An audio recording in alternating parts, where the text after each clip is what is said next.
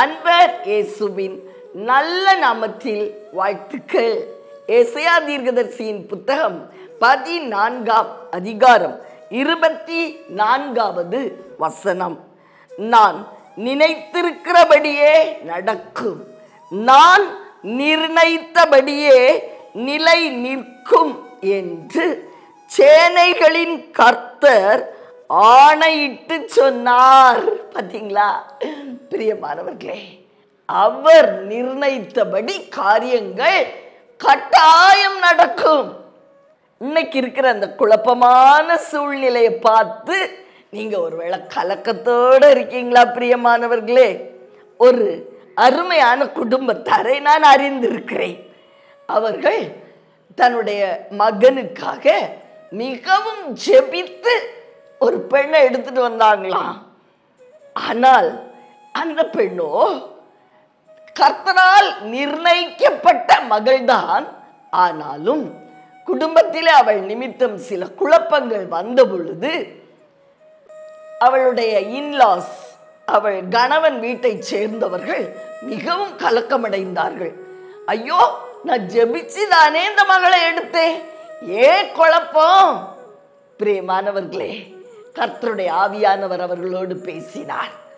நான் நிர்ணயித்தபடியே நடக்கும். நாதான் அந்த மகளை கொண்டு வந்தேன் உங்க வீட்டுக்கு. நம்புறியா?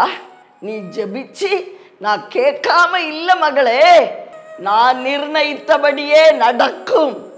அந்த மகள் நிச்சயமாய் திரும்பி வருவாள், உங்களோடு ஐக்கியப்பட்டு சந்தோஷமான சமாதானமான ஒரு வாழ்க்கை உண்டாகும் என்று பேசினாராம். பிரியமானவர்களே, ஆச்சரியமான தெய்வம். அவர் குறிச்சார்னா அது மாறாதுங்க, நிச்சயமா மாறாது.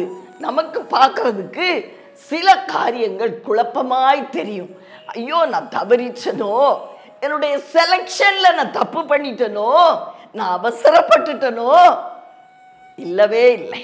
இன்று கர்த்தருடைய ஆவியானவர் சொல்லுகிறார், அவர் சொன்னபடிதான் உங்க வாழ்க்கையில நடக்குமாம். அவர் நிர்ணயித்தது அவருடைய பிள்ளைகளுக்கு உண்டாயிருக்கும். அதை யாராலும் மாற்ற முடியாது. சில வேளைகளிலே சில பாடங்களை கற்றுக் கொடுக்க சில காரியங்களை அனுமதிப்பார். அதை பார்த்து நம்ம பயந்துடக்கூடாது. ஐயோ, தேவன் திட்டமிட்டது என் வாழ்க்கையில நடக்கலையோ? இல்லவே இல்லை. பிரியமானவர்களே, அவரிடத்துல ஜெபித்து ஒரு காரியத்தை நீங்கள் முடித்தீர்களானால் நிச்சயமாய் அது அவர் நிர்ணயித்தபடி தான் உண்டாயிருக்கும். நம்புங்க பிரியமானவர்களே. உங்க வாழ்க்கையில ஒருவேளை இப்படிப்பட்ட குழப்பத்தோட நீங்க இருந்தீங்கன்னா எல்லா காரியங்களும் ஒழுங்காய் கிரமமாய் மாறும் என்று கர்த்தருடைய ஆவியானவர் இன்று பேசிக்கொண்டிருக்கிறார். உங்களுக்காக ஜெபிக்கட்டுமா பிரியமானவர்களே?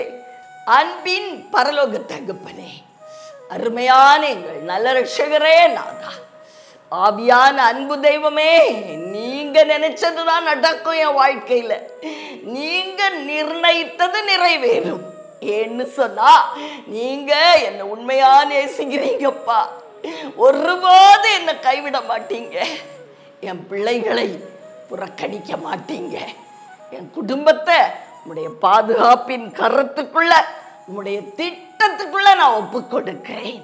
உம்முடைய திட்டம் என் குடும்பத்தில் நிறைவேறட்டும். இயேசு கிறிஸ்துவின் இணையில்லாத நாமத்தில் நல்ல பிதாவே.